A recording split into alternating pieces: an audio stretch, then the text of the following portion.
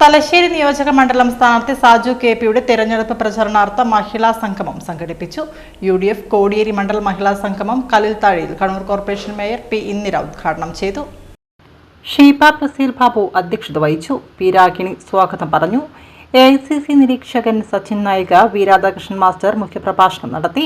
Advocate CT Sajith, VC Prasad, K. Khalid master, Rahdad Mozhikara, CP Praseel Babu, P. Dineshan, TM Pavithran, Deepa Surendran, Beena Rajan, Babu എന്നിവർ സംസാരിച്ചു. തുടർന്ന് തെരുവ് നാടകം അരങ്ങേറി.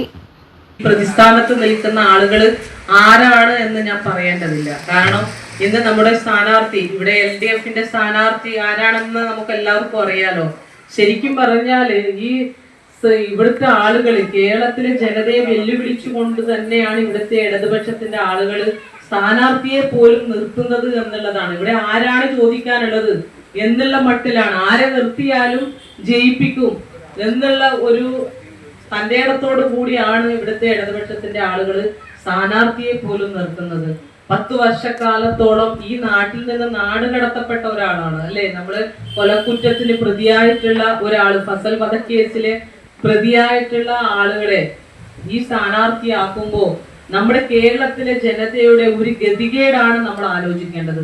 കാരണം ഈ ഒരു പ്രതിക്ക് വേണ്ടിയാണ് ഇവിടുത്തെ ഇടതുപക്ഷത്തിന്റെ ആളുകൾ വോട്ട് അഭ്യർത്ഥിച്ച് എന്നെയും നിങ്ങളെയും പോലുള്ള സഹോദരിമാരുടെ അടുത്തേക്കും സഹോദരങ്ങളുടെ അടുത്തേക്കും കടന്നു ചെല്ലുന്നത് എന്ന് പറയുമ്പോൾ CPM എന്ന് പറയുന്ന പാർട്ടിയുടെ അധപ്പതനം അത് എവിടെ എത്തി നിൽക്കുന്നു എന്നുള്ളത് നമ്മൾ ചിന്തിക്കേണ്ടിയിരിക്കുന്നു. കാരണം അത്രമാത്രം ഒരു അവസ്ഥ, സ്വൈര്യമായിട്ടുള്ള ഒരു അവസ്ഥ, ജീവിത സാഹചര്യം ഈ കുറച്ചു കാലത്തിന് ഇങ്ങോട്ടേക്ക് നമുക്ക് എങ്ങനെയാണ് ഉണ്ടായത്. കൊലപാതകികളുടെ നാടാണ് എന്ന് നമുക്കറിയാം.